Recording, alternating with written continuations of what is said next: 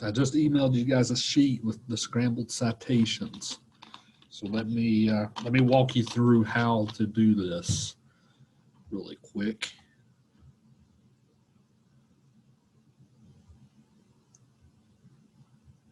Pull the file up really quick. Hold on.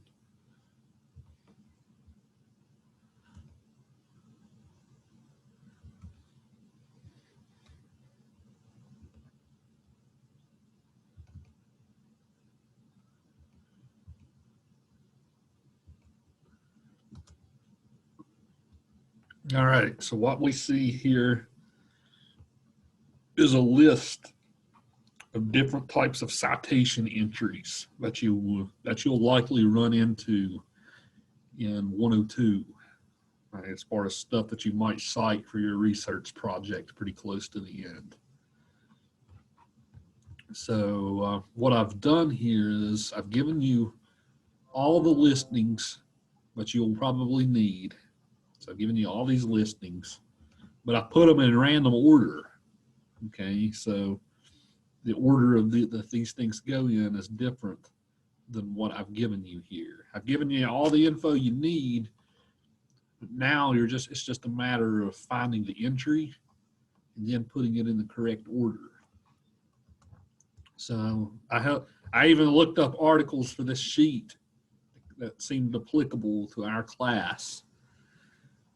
So I came up with an ebook entry, a journal article from a database entry, just like how you would look if you got on EBSCO and found an article, right? This would be how you would cite that.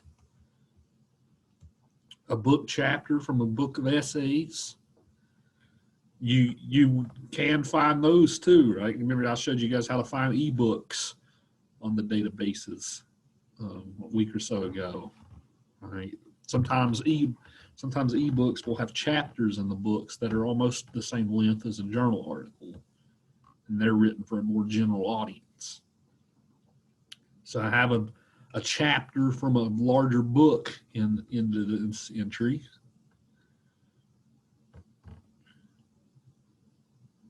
A book with 3 authors or more, a book with 2 authors, and a web page. So what you will do now then, Lauren, you and Ryan can work together on this. Feel free to collaborate during class. I'm going to have them, I'll be here. I'm not going to put you in a breakout room or anything. There's no point of that. So I'll be here to answer any random questions you guys might have. The site that you go to look up these entries, go ahead and pull that up on my screen, and I will link you to it in the Zoom.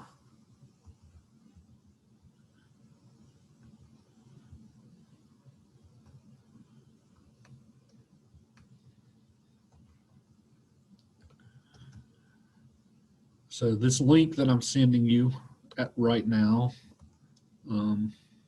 it will take you to this page, and I will show you how to look up entries. So this page is called the Purdue OWL. Okay, the Purdue OWL. Brian, I know you've seen this page before. I talk about it all the time. Lauren, I don't know if this is how you were taught how to do citations in 101 last semester or not. But this web page has all the citations you need. So like most every entry you'll need is either in these books or electronic sources. So like, let's say for instance, you want to look up the journal article from a database. So if you click electronic sources, you just kind of got to scroll down and see what all the options are. There's lots of options for different things you cite. So a page on a website. So that last entry on the citation sheet, this would be what you would look up, a page on a website. An ebook. Almost everything is on this then. An ebook. An article in an article from an online database. So pretty much everything you're going to need is on this. Is it on either the electronic sources or the book source entry over here on the side. So you see this gives you the correct order, but you got to put stuff in. So like on a page from a website, you see the order of entries. So you have your author, the title of the page, the name of the website, and then publisher and date, and the link. So basically, all you got to do is get the Scrambled Citations, look up the entry, and write it down in the correct order. So what I task you to do for today then is to look these up, put them in the order, see how close you get. Here in like 30 or 40 minutes, when you guys are done, I will pull up the key. We'll go over them and see how close you got. The reason why I do it this way instead of, the reason why I do it this way instead of, is that you, Nicole? Yeah, that's me. Can you hear me? Yeah, good to have you back. Yeah, sorry I was late. We got caught up in traffic. There's road work everywhere. Yeah, what we're doing today, Nicole, is Scrambled Citations. So I sent you guys an email right before class with a sheet. Okay. It's pretty much the same thing that we did on 101 last semester, except I've written a different sheet for you this time. So what I've done is I've given you the sheet, so you're looking up the entries on Purdue OWL again for NLA. Okay. And I gave everybody a link to Purdue OWL in the chat, so you should see that. So the three of you, feel free to work together on this, chat with each other. That's what the class like today is supposed to be for. So see how close you get, and then in like 30 or 40 minutes, we'll check back in. Any questions before I set you guys loose about anything unclear? I'm gonna have to use the bathroom before we start. Well, go for it, Ryan. Go for it. I will be right back. Sorry. It's always a hilarious thing when things are normal and we're all in a classroom and students ask me, can I go to the bathroom or whatever? I'm just like, I don't give a shit, go. It's that leftover remnant from high school, right, where you have to ask to go. I'm not going to stop you.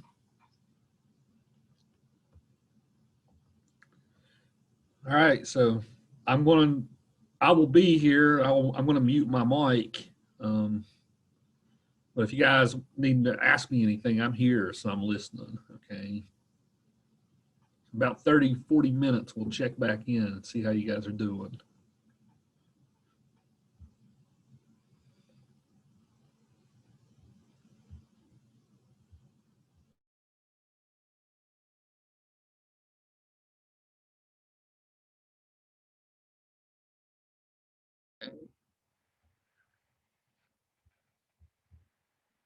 So, our first one here, we have Shelley Mary, Frankenstein, goes in italics. The rule about italics and quotation marks is shorter works go in quotation marks. So like the name of an article or the name of a chapter or something like that. A name, if you're talking about literature, the name of a poem would go in quotes. And what goes in italics is longer works. That could be a novel, that could be a film, that could be the name of a larger work. So that's the difference between italics and quotes.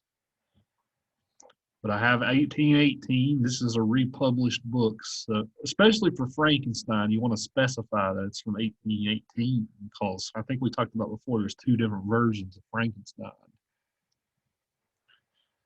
Then you list that it's an ebook. Then Apple iBooks is our publisher. 2020 is our date. So if you came somewhat close to that, then great. I realized after I looked this up, I realized that even in my own doctoral dissertation, I cited an ebook wrong. Nobody called it. So now I know in my own dissertation I cited something wrong. So that's fun.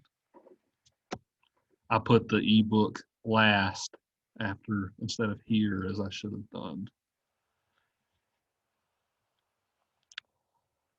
Okay, the next one, Evans Lynn, Help Eleanor Come Home, Monstrous Maternity and Shirley Jackson's The Haunting of Hill House.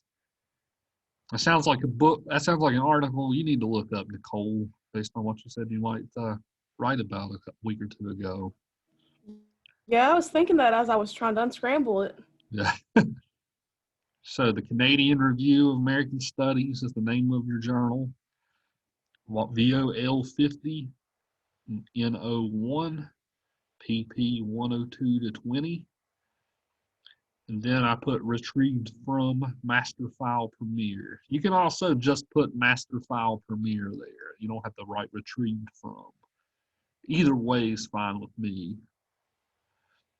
I made a comment here in the key that said note when you're doing your citations, you want to do a hanging indent for the second and third or fourth lines. So the hanging indent, you basically, on a PC version of Word, you would right click paragraph, and then you go to where it says hanging indent by ½ inch. And that's how you hanging indent your second and third lines in a citation, the way that you should. You can use a ruler if you want, but that's just making things more difficult for yourself. It's much easier just to do a hanging indent. Book chapter from the book of essays, Leo Brody Leo, Frankenstein, Robots and Androids, Horror and the Manufactured Monster. The larger book is called Haunted on Ghost, Witches, Vampires, Zombies, and Other Monsters of the Natural and Supernatural Worlds. Couldn't have come up with a longer title on that. But Yale UP is our publisher. 2016 is the date, and the page range is 110 to 40. You were working on this one a second ago, Nicole. Did you come close to this? That is what I got exactly. Good, good. And anytime you have something that says University Press, you can abbreviate that by putting UP. So just so you guys know for future reference. Book with 3 authors or more. This isn't a real book, by the way. I just made it up off the top of my head, just for the sake of an entry. But book B is our first name, is a first name in the alphabet here. So we start with George W. Bush. So Bush, George W, comma, ETAL, period. That ETAL, right? Remember that stands for and the others. And the others. So you can leave off the second, third, fourth authors, right? You just have to put the first one and then say and the others.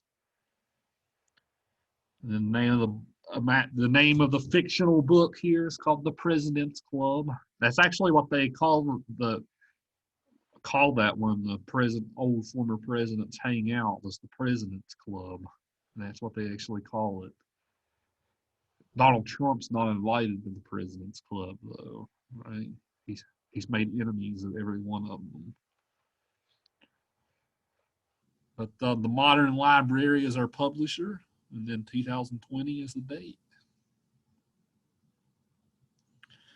A book with 2 authors. So we have Game and Neal, comma, and Terry Pratchett. So note the second author, you go first name, last name. Then everything else is pretty standard after that. Good Omens, The Nice and Accurate Prophecies of Agnes Nutter Witch. Our publisher is HarperCollins, and it came out in 1990. So this next one, Ryan, you said you had trouble with this next one. So let me, now that you'll see the key, maybe it'll make more sense. So we have Egson William. The name of the page from the web, the name of the page from the website is What Frankenstein's Monster Really Looks Like. So then we put the name of the website after that in italics without the whole link. So we just say that this article comes from nytimes.com. The name of the publisher is the New York Times. The article was published on the 31st of October, 2018.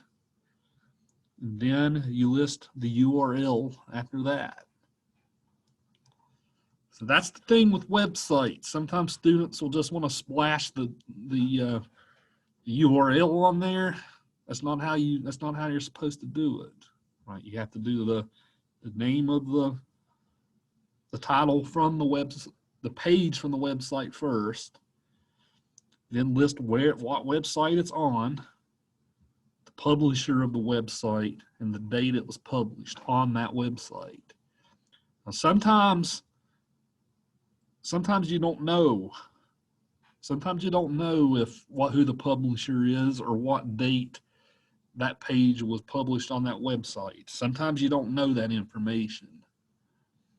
If you don't know that information, you put N.P for no publisher. You would put N.D for no date. But in this case, we do have a publisher and we do have a date. So that's why they're on there. Okay.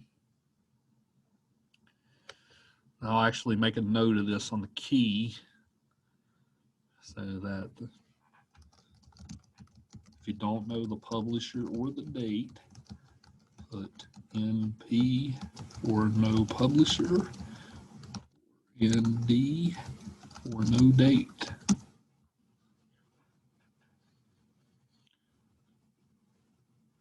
So did you guys come pretty close for the most part? I got almost all of them but the webpage. Almost all of them but the web page. Good. It was a little bit time consuming, but I'm sure as long as we have the site that you gave us, we should be, or I personally should be good. Yeah, you'll have the site, plus you'll have the key from this activity. So pretty much everything that you'll need to cite is on that key. There's if you want to cite a tweet or something like that, right? You can, or a YouTube video or something like that. You can also look on the web on that Purdue OWL to figure out how to do that too. Lauren, how did you do with this? I did pretty well. Good. You come close on Yeah. those? Yeah, I came pretty close on all of them. Good. Kyra, how are you doing with it? I haven't did as much as you guys have done on it, but I got the first one like good. I did it perfect. Good. So yeah, you'll have to do that in the online class in a week or two for a grade. So you got a leg up on everybody else. So. Really quick, Dr. Yeager, have you finished the Hill House Netflix show yet? I did finish it. What are your thoughts? Oh, I loved it. I'm glad that you convinced me to rewatch it, Nicole. Good. I'm probably going to start rewatching it here soon for the final essay. Yeah, it was really, really good. Very good psychological horror. I'm glad that I gave it another go. I had a lot of thoughts about it. I'm still trying to untangle I felt like in the show, me personally, they made the house more of a mother figure than anything else. Right. Yeah, compared to the book where the specter of Hugh Crane kind of looms over everything. Yeah, we'll talk. Let's go to our other Zoom call. We'll talk more about it. So, all right, guys, I'll let you go for the day. So remember, we're going to finish Dracula for Thursday if you haven't finished it yet. I did this today instead of Dracula because I'm running behind myself. So we'll finish Dracula Thursday, and then next week we'll really start getting really heavy into the weeds for the paper. All right, so we'll see you guys next time.